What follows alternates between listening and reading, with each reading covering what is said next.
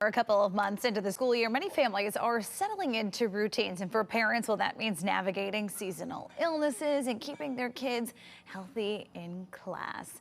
Joining us this morning is Dr. Taylor Abelli, family medicine provider at Hartford Healthcare Medical Group in Winsted. Thank you so much for taking the time to talk with us. Yeah, thanks for having me. I'm happy to be here. Okay, so talk with us about some tips on how to keep kids healthy now that school is back in session. Yeah, so honestly, the best prevention starts with the basics of like hand hygiene and washing your hands before eating, and then especially after coughing and sneezing.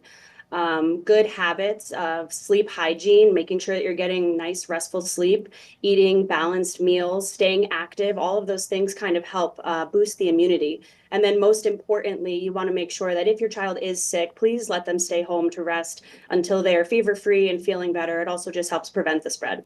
I know, right? Keeping yourself home and your kids, it's so important. And obviously, when we talk about the weather changing, I mean, even you look at just this week, Gil's been talking about it's 80 yesterday. It's going to be low 30s overnight, potentially frost on Friday.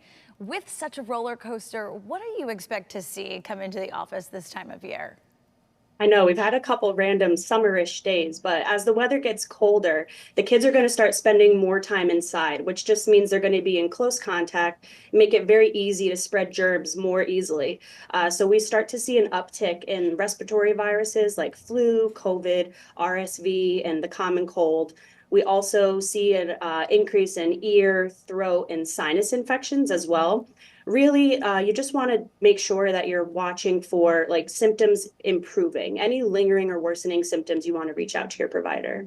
Okay, and when we talk about your kid comes home from school or even yourself, right? You feel some symptoms, you think, oh, it's just going to be a cold. At what point should they come see you or their family medical provider? Yeah, you're so right because a lot of these illnesses can be managed at home symptomatically, and they usually improve on their own.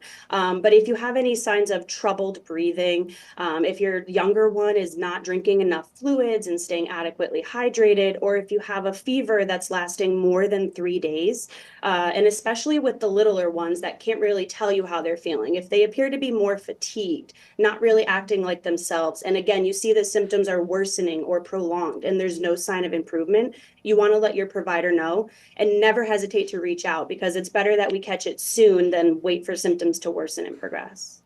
Okay, we really appreciate you taking the time to talk us through that. I know a lot of parents are wanting to make sure they stay on top of it this season.